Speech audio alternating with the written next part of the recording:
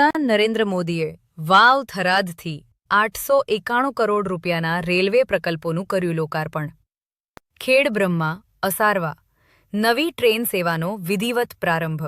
કાર્યક્રમમાં સંબોધન કરતા સાંસદ શ્રીમતી શોભનાબેન બારૈયાએ જણાવ્યું હતું કે વડાપ્રધાન શ્રી નરેન્દ્ર મોદીના હસ્તે થયેલું આ લોકાર્પણ માત્ર રેલવે ટ્રેકનું નિર્માણ નથી, પરંતુ આ સમગ્ર વિસ્તારના આર્થિક અને સામાજિક વિકાસના દ્વાર ખોલનારી ઘટના છે.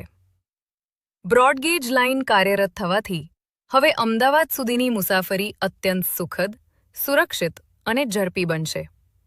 આ સુવિધાનો સીધો લાભ સ્થાનિક વિદ્યાર્થીઓ, મધ્યમ વર્ગના પરિવારો અને ખાસ કરીને યાત્રાધામ અંબાજીના દર્શને આવતા શ્રદ્ધાળુઓને મળશે.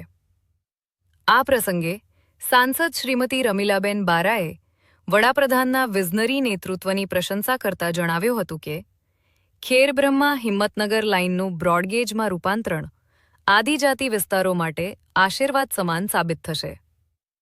નવી ટ્રેન સેવા શરૂ થવાથી સ્થાનિક ખેડૂતો પોતાની પેદાશો અને વેપારીઓ પોતાનો માલ સામાન અમદાવાદ જેવા મોટા બજારો સુધી સરળતાથી પહોંચાડી શકશે, જેનાથી પ્રાદેશિક અર્થતંત્રને નવી મજબૂતી મળશે.